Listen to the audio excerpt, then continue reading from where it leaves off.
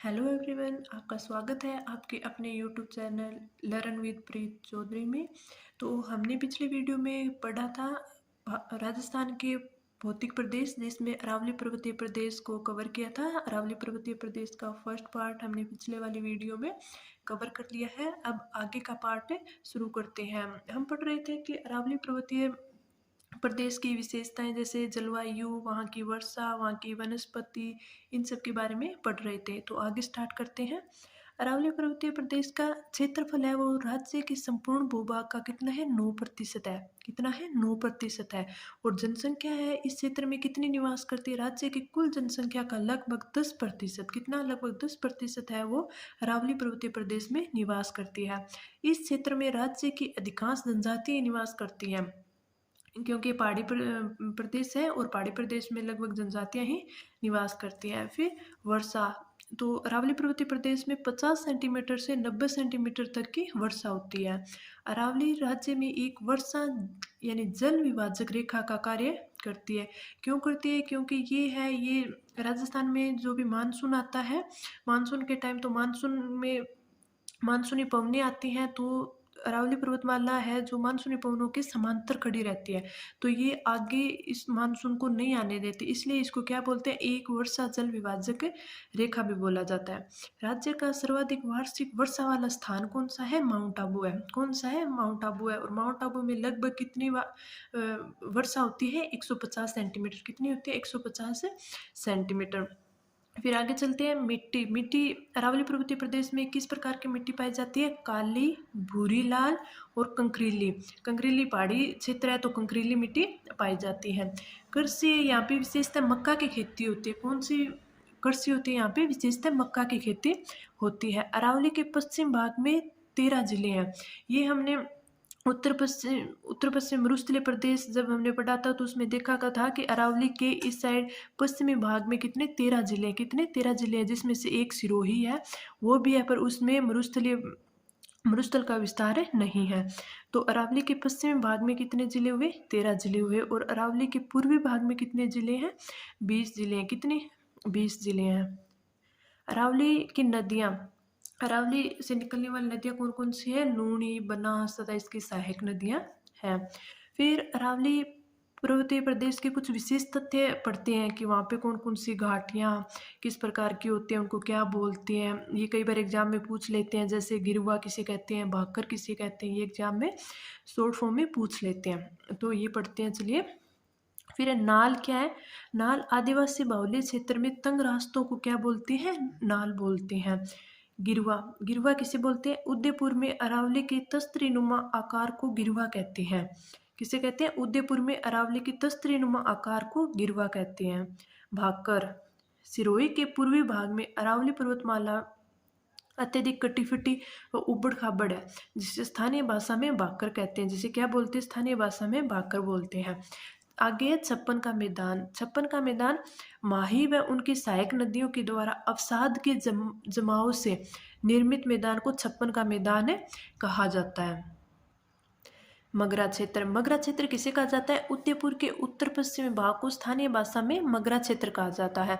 छप्पन की पहाड़ी बोले या ग्रेनाइट पर्वत बोले या नाकोड़ा पर्वत बोले, ये किसे कहा जाता है? बाड़मेर की सिवाना तहसील से लेकर जालोर के मध्य स्थित पहाड़ियों, इनका पहाड़ियाँ हैं, उनको छप्पन की पहाड़ियाँ बोल देते हैं। बाड़मेर में ही नाकोड़ा पर्वत है, उनको नाकोड़ा पर्वत भी बोल देते हैं। इनका आकार है वो गुंबद आकार होता है। कौन सा होता है? गुंबदाकार होता है। और ये लिथोलिथ का भी सर्वश्रेष्ठ उदाहरण है। क्या है? ये इसका आकार है वो गुंबदाकार है, और ये लिथोलिथ का सर्वश्रेष्ठ उदाहरण माना जाता है। तो लिथोलिथ किसे कहते हैं? जैसे ज्वालामुखी से आपको बताते हैं, जैसे ज्वालामुखी है, तो ज्वालामुखी से जो मेग्मा निकलता है धरातल के ऊपर, जैसे कोई ज्वालामुखी है, ये देखिए, जैसे कोई ज्वालामुखी है, ये फटा, तो इसका जो मेग्मा है वो निकलेगा। वो मेग्मा निकलेगा, तो ये जो मेग्मा निकलता है तो कई प्रकार के स्थलाकृतियों का निर्माण करता है। जैसे यहाँ पे होता है, उसे बोलते हैं बेथोलिथ। क्या बोलते हैं उसे? बेथोलिथ बोलते हैं। फिर ऊपर यहाँ पे लेपोलिथ बोलते हैं। लेपोलिथ, ये आपके एग्जाम में नहीं पूछा जाएगा, पर फिर भी समझने के लिए कि बेथोलिथ क्या होता है, लेकोलिथ क्या होता है, फेनकोलिथ क्या होता है। ऐसे ही जैसे जैसे धरातल की ओर आएगा, ऊपर निकलने वाला होगा, तो उसमें धरातल की परतों के बीच में उनको क्या क्या बोलते हैं। जैसे ये धरातल है, तो जैसे ही धरातल से निकलने वाला होगा तो इसके जस्ट धरातल के नीचे की जो परत होगी उसको, जो स्थलाकृति होगी, इसको क्या बोलेंगे, लेकोलिथ बोलेंगे। क्या बोलेंगे, लेकोलिथ बोलेंगे।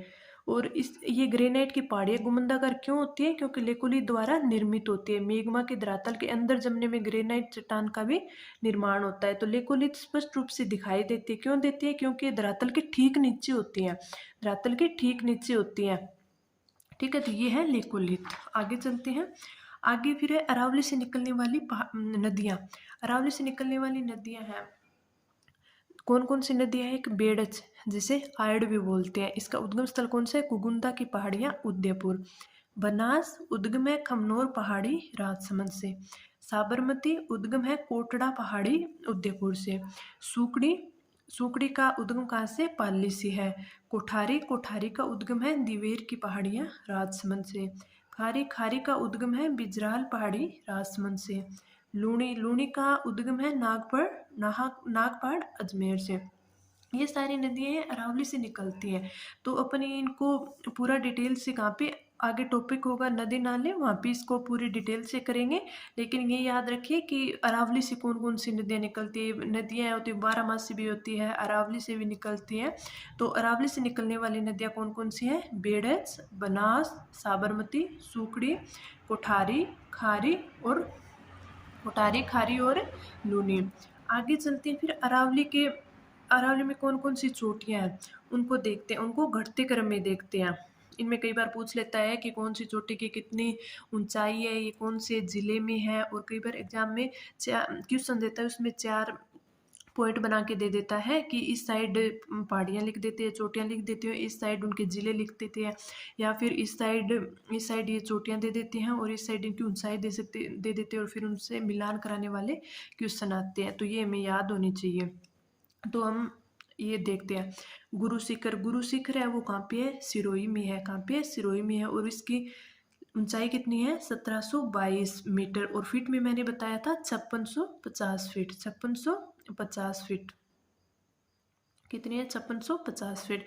फिर है शेर, शेर कहाँ पे है, सिरोही, सिरोही, और कितनी ऊंचाई कितनी है, 1597 मीटर। दिलवाड़ा, दिलवाड़ा भी कहाँ पे है, सिरोही में, और इसकी ऊंचाई कितनी है, 1442 मीटर। फिर है जरगा, जरगा की ऊंचाई कितनी है, ऊंचाई 1431 मीटर, और जरगा है कहाँ पे, उदयपुर।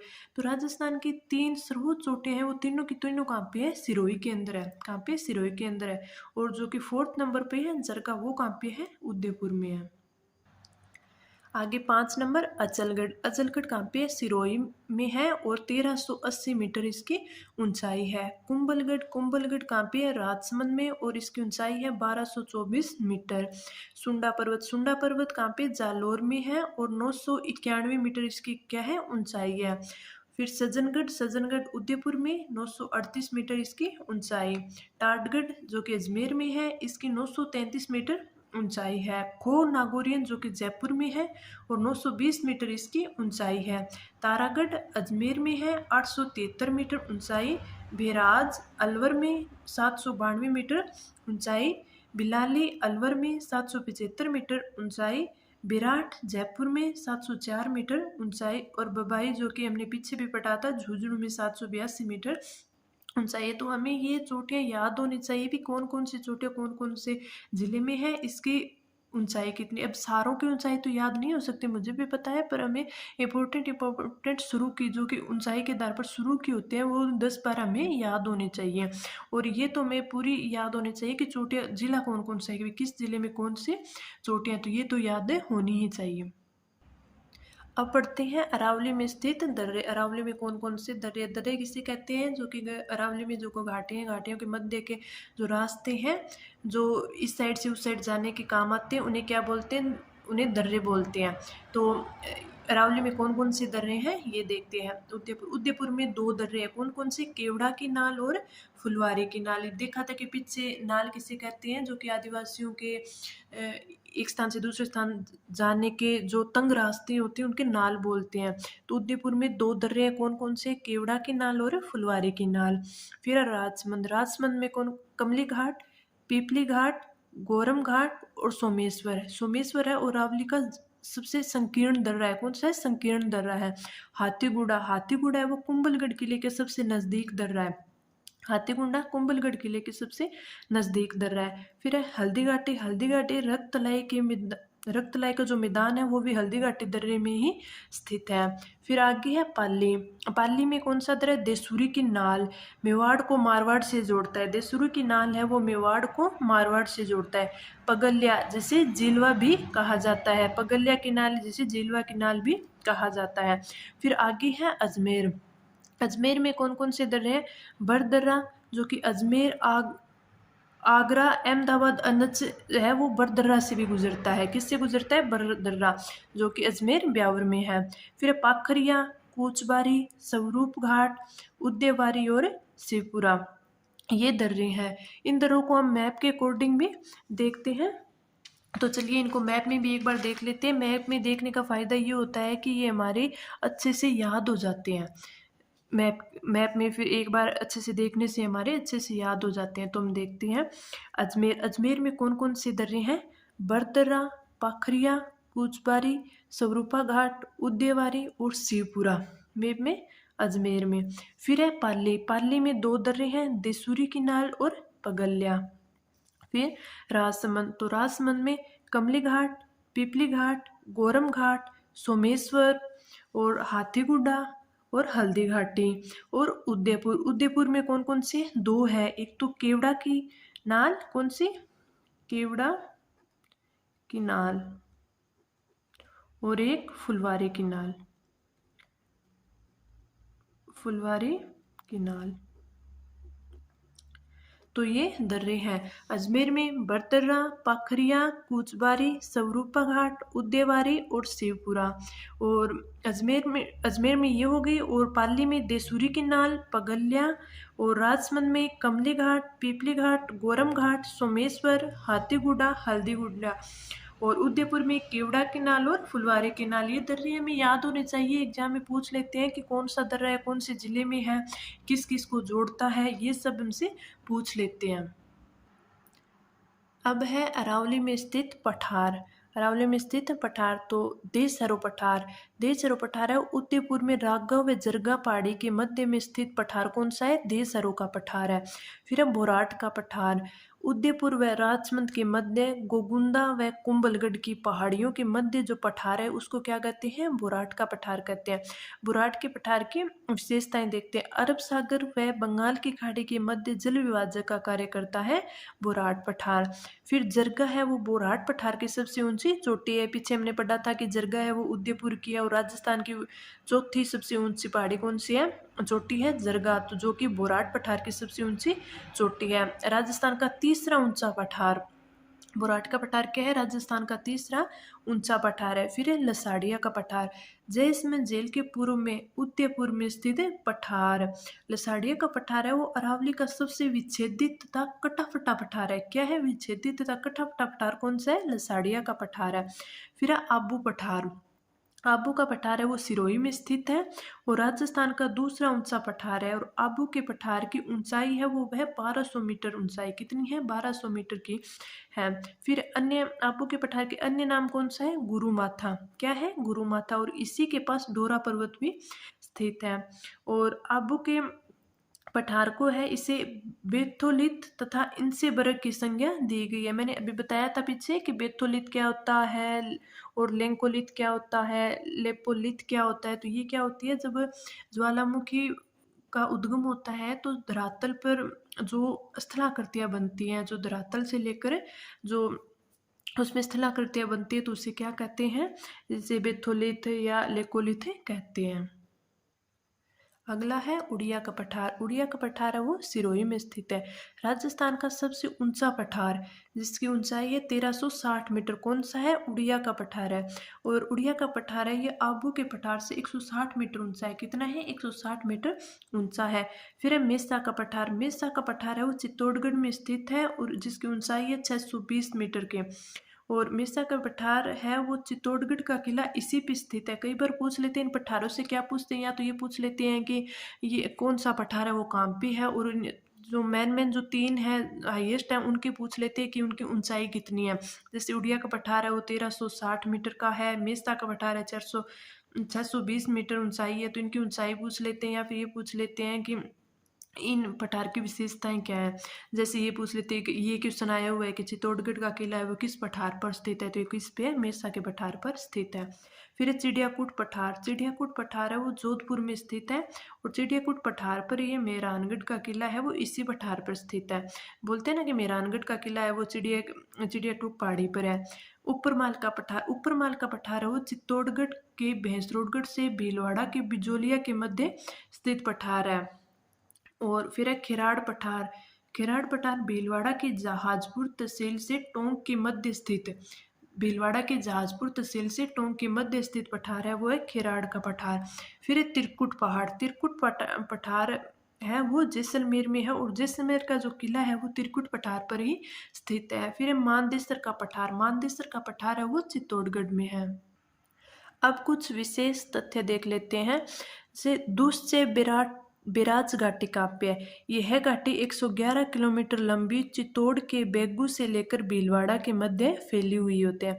कौन से? दुष्चे बिराज घाटी कांपी है, चित्तौड़गढ़ के बेगू से भीलवाड़ा के मध्य फैली हुई है। फिर विंध्यन श्रेणी।